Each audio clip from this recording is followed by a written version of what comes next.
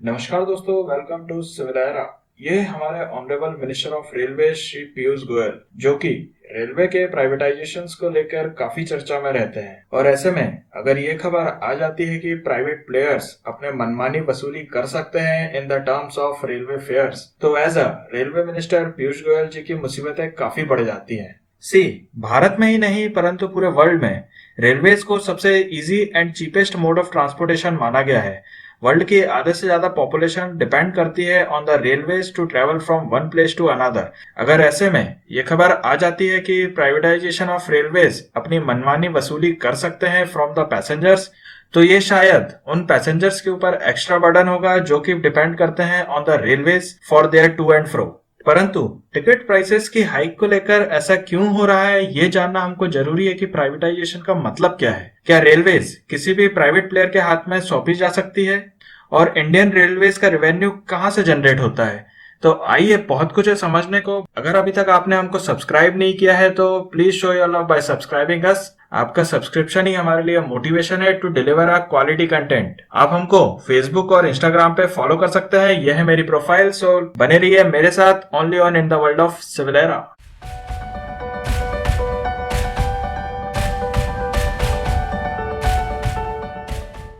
सी, आज यानी कि 18 सितंबर 2020 को एक खबर आई वायदा वीके यादव, जो कि है चेयरमैन ऑफ रेलवेज बोर्ड। उन्होंने कहा है कि प्राइवेट रेलवेज के पास वो पूरी आजादी होगी कि वो अपने फेयर्स को अपने अकॉर्डिंगली सेट कर सकते हैं, परंतु उसका मतलब ये नहीं है कि वो अपने टिकट के प्राइस इतने बढ़ा दे कि उसके सामने एयरवेज सस्ता लगने लगे। इनके पास भी एक लिमिटेशंस होगी जो कि ये डिसाइड करेगी कि किस पर्टिकुलर रूट पे पैसेंजर से कितना फेयर ले सकते हैं। हम पहले ये समझते हैं कि भारत में जो रेलवे का प्राइवेटाइजेशन की बातें चल रही हैं उसका असली मतलब क्या है। सी, रेलवे के दो मेन कंपोनेंट है।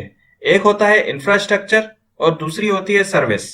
जो बेसिक इंफ्रास्ट्रक्चर है रेलवेज का, जिसमें कि इंजन आते हैं, लोकोमोटिव पायलट्स आते हैं, गार्ड्स आते हैं और सिक्योरिटी पर्सनल्स होते हैं, वो सभी लोग भारतीय रेलवेज के अधीन में आएंगे, यानी कि वो इंडियन रेलवेज के कर्मचारी होंगे और वो सारी सुविधाएं उठाएंगे जो कि भारतीय रेलवे उनको प्रोवाइड करेगी। परंतु रेलवे की जो भी सर्विस प्रोवाइडेड चीजें होंगी, जैसे कि टिकट, उनसे रिलेटेड कुछ refunds, parcels, catering and housekeeping, और इन्हीं सर्विसेज को प्रोवाइड करने के लिए प्राइवेट प्लेयर्स अपना टेंडर कोट करेंगे।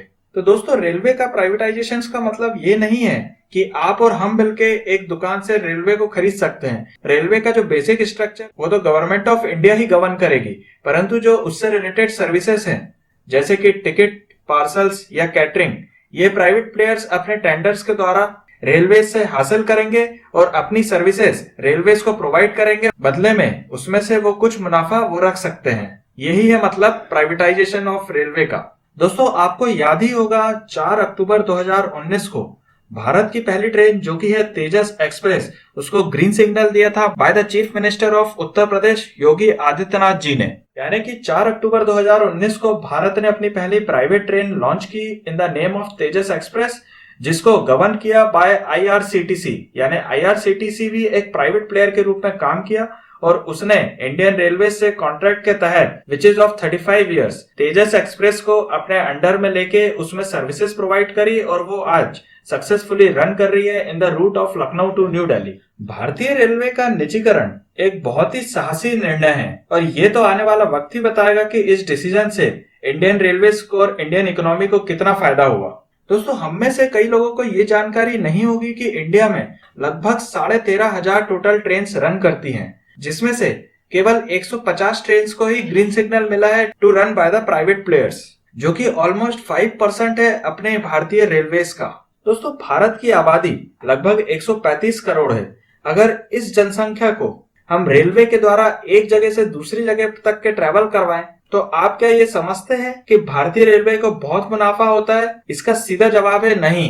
भारतीय रेलवे का जो रेवेन्यू जनरेट होता है वो है उनकी फ्राइट ट्रैफिक से, मतलब मालगाड़ी से। इंडियन रेलवेज अपना रेवेन्यू जनरेट करती है मालगाड़ी से, जो कि लगभग टोटल रेवेन्यू का 63% है। यानी कि केवल 28% of the revenue is depends on the passengers. इसी कारण आप आए दिन न्यूज में देखते होंगे कि इंडियन रेलवेज को काफी नुकसान हुआ है बाय द कोविड-19 पैंडेमिक, क्योंकि पैसेंजर्स ट्रेन को हॉल्ट कर दिया गया है और उससे इंडियन रेलवेज को कोई भी रेवेन्यू जनरेट नहीं हो रहा है, जिसके कारण इंडियन रेलवेज काफी नुकसान में जा रही है। दोस्तों, कोविड-19 पेंडेमिक के कारण पैसेंजर ट्रेन बंद होने से मालगाड़ियों पर कोई असर नहीं पड़ा है, परंतु उनकी एफिशिएंसी और भी बढ़ गई है क्योंकि उनको ट्रैक्स जो है खाली मिला है फॉर द पर्टिकुलर रूट्स और उन्होंने लगभग 26 करोड़ रुपए ज्यादा अर्न किया है as compare to the previous year. यानी कि इस पेंडेमिक में मालगाड़ी धड़ल्ले से चली है और इंडियन रेलवेज को लगभग 5,462 रुपए करोड़ का मुनाफा दिया है और ये ऑफिशियल स्टेटमेंट है by the ministry of railways. दोस्तों, आप इमेजिन कर सकते हैं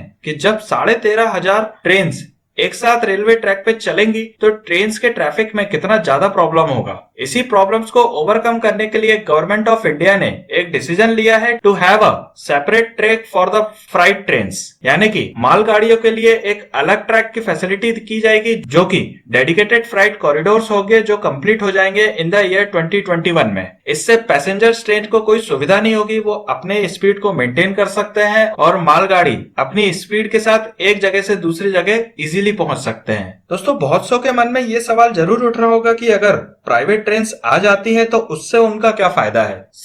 आज की डेट में आपको भी पता है कि रेलवे की टाइमिंग्स और उसकी पंक्चुअलिटी को लेकर आए दिन सवाल उठते हैं। भारतीय रेलवे हमेशा मानी जाती है कि वो टाइम पर कभी नहीं आएगी और ये एक आम आदमी की धारणा है। उसका सबसे बड़ा रीजन ये है कि इतनी ट्रेन होने के कारण रूट्स में कई बार ट्रैफिक क्लियरेंस नहीं मिल पाता है, जिसके कारण पर्टिकुलर ट्रेन को रोक दिया जाता है और उससे अल्टीमेटली लॉस होता है फॉर द पैसेंजर्स कि वो अपने निर्धारित टाइम पे डेस्टिनेशन नहीं पहुंच पाता है। तो दोस्तों, प्राइवेट ट्रेन में सबसे ज्यादा दबाव होगा उन प्लेयर्स के ऊपर जो कि प्राइवेट ट्रेन को गवर्न करेंगे। उनके ऊपर पंक्चुअलिटी, रिलायबिलिटी और मेंटेनेंस ऑफ द ट्रेन, इन तीनों का एक साथ प्रेशर रहेगा, जिसके कारण अपने सर्विसेज में धांधली नहीं कर सकते। दोस्तों, यहाँ पे रिलायबिलिटी का मतलब है कि वो अपने रेलवेज को इस कदर मेंटेन करें कि 1 लाख किलोमीटर डिस्टेंस ट्रेवल करने के बाद केवल एक ही बार वो फेल हो सकती है। यानी कि अगर कोई प्राइवेट प्लेयर इंडियन रेलवेज को गवर्न करता है तो उसकी सर्विस और उसकी पंक्चुअलिटी हाई लेवल की एक्यूरेसी तक मेंटेन रहनी चाहिए,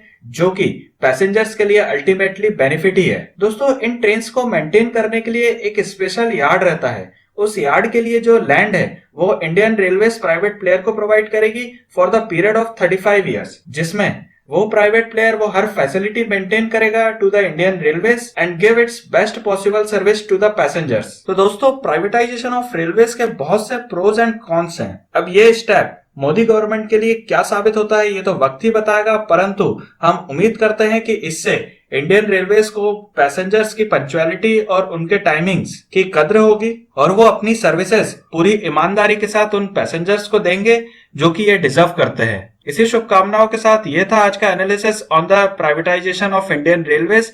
मैं उम्मीद करता हूँ कि इससे आपको बहुत कुछ सीखने मिला होगा। अगर हाँ तो please show your love by subscribing us and press the bell icon. बने रहिए मेरे साथ for the further lectures. Till then, stay safe, stay educated.